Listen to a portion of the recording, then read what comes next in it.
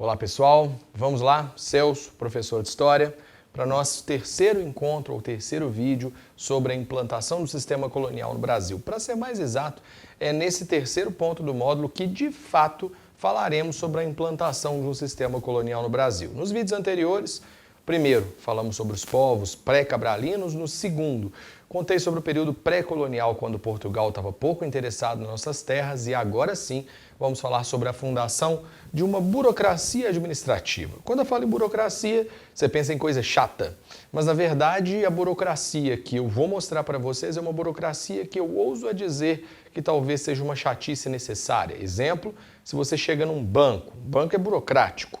É burocrático por quê? Porque ele divide as etapas do processo. Você é recebido por um atendente ainda no saguão dos caixas eletrônicos.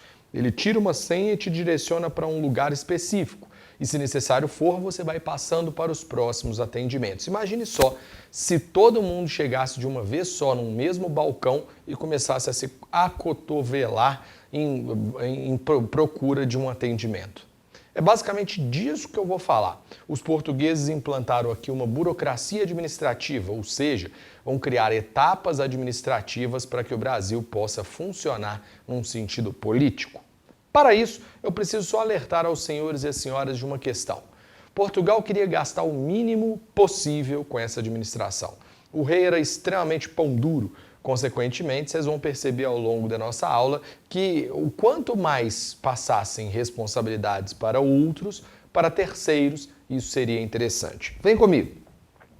A primeira etapa dessa burocracia começa com a divisão do Brasil em capitanias hereditárias, entregues a donatários. Em geral, esses capitães donatários, eles eram nobres portugueses de pequeno escalão ou mesmo alguns aventureiros. Porque, no final das contas, os grandes abastados, os grandes enriquecidos, não iriam querer vir para uma terra em que sabidamente existiam índios rebeldes, existiam doenças tropicais, mas certamente alguns vieram à procura de, vamos colocar aqui, enriquecimento. Eu vou colocar que nós tínhamos mais de uma dezena de capitanias hereditárias, inicialmente 15, e foram entregues a donatários. Um deles, o próprio Martim Afonso de Souza, que era o chefe da expedição colonizadora. O objetivo do rei era alocar, a priori, um capitão donatário para cada capitania, o que não vai ser possível, para que pudessem se ceder para esses capitães donatários direitos e deveres. O capitão donatário já saía de Portugal sabendo dos seus direitos e deveres, porque ele recebia um documento chamado foral. O foral era um documento que continha direitos e deveres que trabalharemos para o capitão donatário. Mas mais do que o foral, ele também recebia um documento chamado de carta de doação. Porque imagina só, numa terra tão vasta, certamente qualquer um podia se passar pelo donatário. E a carta de doação era o documento que ele tinha na mão que comprovava que aquela capitania era dele. As capitanias eram faixas litorâneas, se estendendo por todo o Brasil, saindo do litoral, então faixas horizontais, e se estendendo até o interior. Existe até um pesquisador hoje que contesta um pouco essa divisão, alegando que as faixas litorâneas elas se estendiam para o sertão, ali na região do Nordeste para baixo, mas chegando perto do norte do Brasil elas seriam verticais, já para tentar distribuir o litoral de uma maneira mais igualitária. Independente da questão, eu posso dizer para vocês que as 15 capitanias foram então alocadas, contendo direitos e deveres para os donatários. Entre os deveres de um capitão donatário, ou seja, as suas obrigações, estavam 3 pontos que eu já discuti com vocês na aula passada de uma maneira rápida. Aqui vale uma discussão mais aprofundada. Explorar, povoar e proteger. Explorar como assim? Principalmente recursos lucrativos. Recomendava-se a exploração do pau-brasil, mas também de elementos exóticos, como, por exemplo, a cana-de-açúcar, que veremos no próximo módulo, não era algo nativo da América. Então, quanto mais exploração, melhor. Era uma obrigação do donatário. Povoamento. Povoamento de preferência com pessoas europeias. Crie-se atrações na sua capitania para receber pessoas. Mas que essas pessoas não sejam invasoras, porque a proteção à costa também era uma obrigação do donatário. E perceba agora a pegadinha da grande questão. Tudo isso com recursos próprios, ou seja, o rei estava à procura de pessoas dispostas e enriquecidas o suficiente para poder fazer tudo isso com recursos próprios. Recursos privados, não recursos públicos. Então eu acho que você já entendeu que esse sistema de capitanias hereditárias vai fracassar num primeiro momento por um motivo muito simples. Eu acabei de dizer há minutos atrás que os capitães donatários não eram tão enriquecidos assim, mas que o rei esperava que eles o fossem para fazer tudo isso com recursos próprios. Esqueci da principal obrigação do donatário, que se você quiser anotar aí de quebradinha, você pode. Ele, depois de tudo isso, tinha que passar impostos para o rei de Portugal, beleza? Na verdade, eu não coloquei isso aqui porque isso é inerente ao sistema colonial. E se ele está explorando, povoando e protegendo, espera-se que ao final da produção os impostos sejam passados. E esses impostos, inclusive, já estavam bem descritos e designados no próprio foral, falando de cada quantidade a ser repassada. Por exemplo, citei no nosso encontro passado, que em relação ao pau-brasil, 1/5, 20%. A mesma coisa sobre o ouro. Aí alguém pode pensar, professor, mas já se encontrou ouro? Não, mas o foral já previa que se encontrado ouro, deveria ser passada a quinta parte, 20% para a coroa. Direitos. Os donatários certamente deveriam ter direitos, caso contrário, eles não viriam para o Brasil. E esses donatários tinham direitos como escravizar os índios, o que era uma ponte para ajudar a exploração. Então o rei permitia o uso do trabalho indígena. Não com a palavra de escravização, mas a gente sabe que na prática eles acabaram se tornando escravos. 2. Fundar vilas. Então eles tinham o direito de, numa canetada, transformar uma freguesia, um pequeno povoado, um vilarejo, em vila. O que é algo importante, porque uma vila receberia, por exemplo, recursos da coroa para poder dinamizar seu funcionamento administrativo. E 3. Cobrar impostos. Então eles cobrariam impostos dos produtores de açúcar, por exemplo, da sua capitania, repassando parte deles ao rei. E 4. Doar sesmarias. Sesmarias, eu quero que você entenda como lotes. Pequenos não, né? Lotes de terra. Digo pequenos não porque nessa época você tem uma ocupação portuguesa que era muito pequena diante da vastidão do território. Óbvio que o regimento do foral falava sobre um limite máximo de tamanho das sesmarias, mas eu gostaria que vocês entendessem que ao poder doar sesmarias, o donatário colocava-se como dono da bola naquela clássica brincadeira, ou seja, todo mundo quer negociar com ele, porque quem for amigo do capitão donatário poderá ganhar lotes. Os lotes, em geral, eram distribuídos para homens, cristãos e, em geral, de procedência portuguesa. Consequentemente, eu posso pensar que eram homens brancos que recebiam essas terras. E, em geral, um homem não poderia, em tese, ter 2 sesmarias, o que acontecia na prática. Mas nada impedia que numa família o pai, o filho, o genro, os primos e os tios fossem beneficiados com sesmarias por conta do donatário. Consequentemente, o melhor que havia nesse contexto era se tornar amigo do capitão donatário, porque já que ele podia ceder essas sesmarias, então era melhor estar próximo a ele. Eu anotei aqui que as sesmarias vão dar início à concentração fundiária no Brasil. Mas eu não diria só concentração fundiária, eu diria uma concentração fundiária branca. Porque os negros virão em breve na condição de escravizados, os índios não serão agraciados com as sesmarias e famílias inteiras vão receber essas sesmarias nas suas mãos e digo mais, as sesmarias, elas doadas uma vez, passavam de gerações em gerações naquela família. Então imagina uma família que recebeu 5, 6, 7, 8, 9, 10 sesmarias. Aquele patrimônio familiar ele vai se desenvolvendo e com o passar do tempo ele vai passando de filho para neto, de neto para bisneto e por assim sucessivamente. Ontem mesmo eu estava lendo num livro uma informação que me assustou. Uma só família no sertão nordestino, falaremos sobre isso nos próximos encontros, ela conseguiu dominar praticamente toda a margem esquerda do Rio São Francisco, passando pelo sertão do Brasil. Isso com a acumulação de sesmarias com o passar do tempo. Então esse é um papo muito sério. Aqui está nascendo um sistema que vai definir a história do Brasil de famílias que concentrarão nas suas mãos terras. E essas famílias têm cor, a cor branca, e mais do que isso, são famílias que vão concentrá-las principalmente pela proximidade que tinham em relação aos capitães donatários. A cereja do bolo, isso é, se você contestou alguma parte da minha fala, vem agora. Porque olha o nome do cargo, capitão donatário. Olha o nome da faixa, capitania hereditária. A capitania de fato era hereditária. Um governante de uma capitania de fato podia passar a capitania para o seu filho, se ele cumprisse bem as suas obrigações e também se ele gozasse dos seus direitos. Mas caso ele não cumprisse as obrigações, ele era retirado do cargo. Então o que um donatário pensava todo o tempo?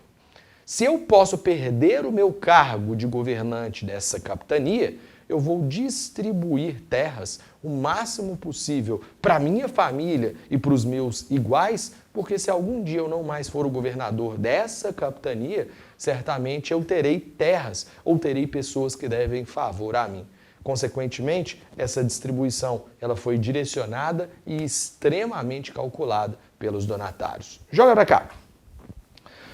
Como eu já disse de maneira indireta, grande parte das capitanias hereditárias acabou fracassando. Dizem muito que duas, não só, a capitania de Pernambuco e de São Vicente. Eu diria que só uma, na verdade, se direcionou para o pico da economia, que foi a de Pernambuco, que tinha um capitão donatário muito rico, que desde cedo investiu em açúcar. Já a capitania de São Vicente era a capitania do próprio Martim Afonso de Souza, que também tinha recursos, que tentou implantar ali uns engenhos, mas logo, logo ela vai cair também em descrédito. Então eu posso dizer que de todas as capitanias hereditárias do Brasil, no máximo duas prosperaram aí nesse primeiro momento. As capitanias foram implantadas em 1534, então eu vou colocar que num prazo de 15 anos aproximadamente elas já estarão falidas e ou abandonadas. Alguns capitães donatários, simplesmente com medo de índios rebeldes, fugiram e deixaram para trás a capitania.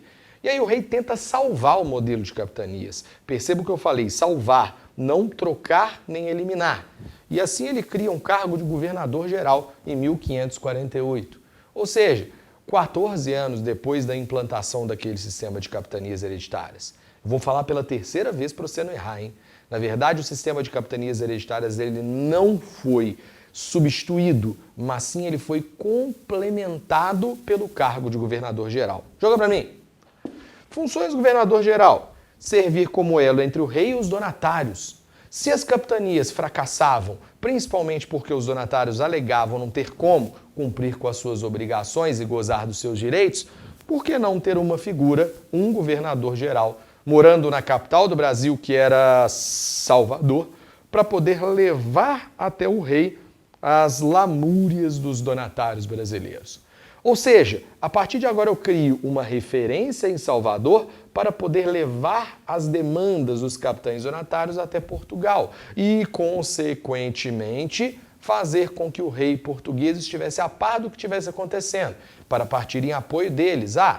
E se a grande questão era simplesmente a segurança do Brasil interna ou externa, porque haviam ataques de índios, mas também ataques de estrangeiros, principalmente piratas, já falamos, ingleses, franceses, holandeses, cabia ao governador-geral assumir a função de capitanear, de coordenar, de chefiar a proteção do litoral brasileiro, onde de fato a colonização acontecia.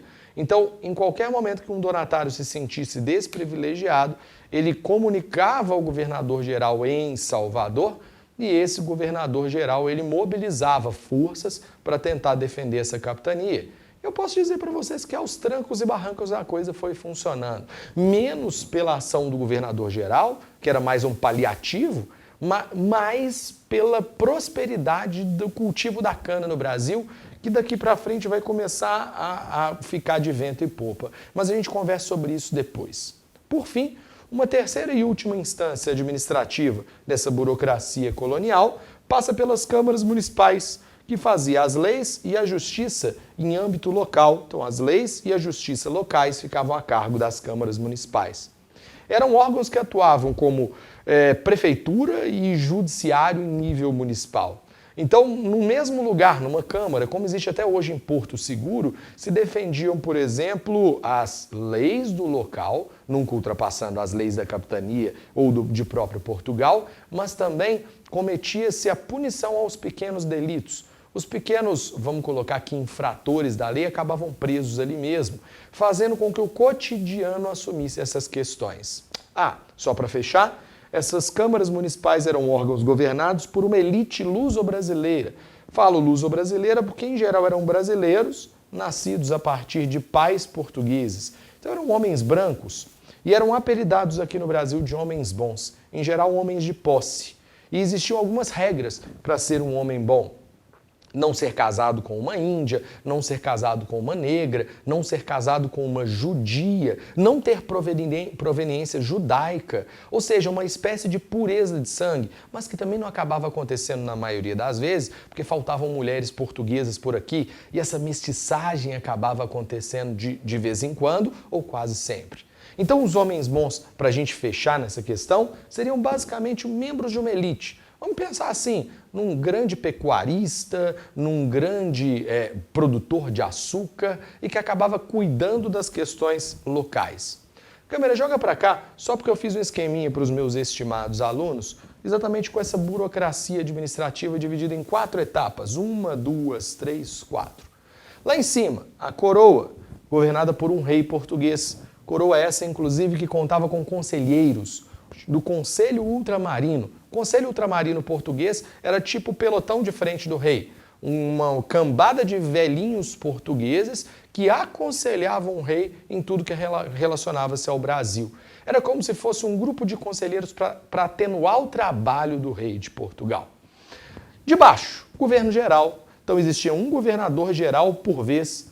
Tomé de Souza, Duarte da Costa, vários deles que acabaram ocupando esse cargo até a independência do Brasil praticamente. Ou seja, um cargo ocupado por um só português, exatamente de tempos em tempos, para que pudesse representar as capitanias hereditárias. Perceba que se fosse uma árvore, saímos da raiz, a coroa, o governo geral, o tronco, para chegar nos galhos, as capitanias hereditárias. Estamos ramificando o poder, saído da base de Portugal, chegando à colônia na versão dos galhos. E, enfim, chegamos nas folhas, as câmaras municipais, chegando na capilaridade maior de poder. Cada cidade, cada vila tinha a sua própria Câmara Municipal. Consequentemente, nessa estrutura, o que mais se viam eram câmaras municipais, por mais que elas fossem obedientes aos donatários, governadores gerais e ao próprio rei. Para ser sincero, isso é uma burocracia literal que quase não cai em prova. E para ser sincero, parte 2, quando caiu na prova do Enem, foi simplesmente para te mostrar que isso aqui era uma burocracia que na maioria das vezes era invertida. Se você olhar do ponto de vista burocrático, quem manda mais é o rei, quem manda menos são as câmaras municipais. Ponto final.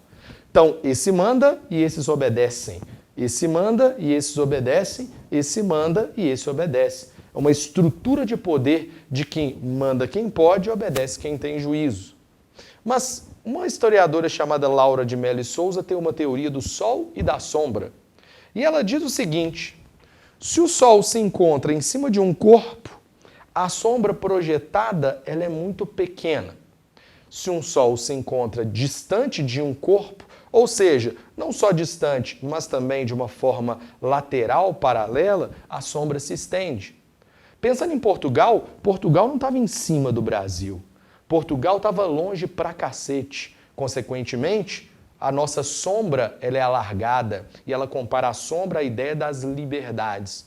Porque no final das contas, de tudo que acontecia aqui, Portugal sabia muito pouco. Consequentemente, na prática, quem pegava o boi pelo chifre eram as câmaras municipais. E se você entendeu aonde eu quero chegar, aí a gente matou a questão. Porque as câmaras municipais eram governadas pela elite local, os homens bons. Imagina você dar o poder local para quem já tem poder econômico. Você já entendeu onde eu quero chegar? A justiça não valia para os homens brancos, a justiça não valia necessariamente para essas elites. Elas podiam fazer o que quisessem pela ponta da espada, porque elas eram as comandantes das câmaras municipais, porque elas ficavam na sombra da administração e só chegava lá em cima uma coisa talvez muito complicada mesmo. Então, esses homens bons faziam um complô para deixar passar o mínimo possível para as câmaras municipais, para o governo geral e, pior ainda, para o rei. Talvez só uma coisa muito pesada, como a Inconfidência Mineira, mais tarde, para chegar no ouvido do rei, porque esperava-se que aqui embaixo resolvesse-se tudo. Eu acho que você já entendeu onde eu estou querendo chegar. Isso vai criar no Brasil uma elite superpoderosa, ou seja, poderosa não só econômica quanto politicamente, que acha que pode mandar em tudo, que tem terras e que certamente nunca vai se acostumar a obedecer nada nem ninguém. Essa estrutura que está aqui vai valer basicamente no século XVI, XVII e XVIII. Século XVIII, vamos falar sobre isso, um homem chamado Marquês de Pombal acaba com as capitanias hereditárias. Mas, via de regra, essa é a administração que vai valer durante todo o período colonial. Módulo encerrado, façam os exercícios. Até a próxima. Tchau.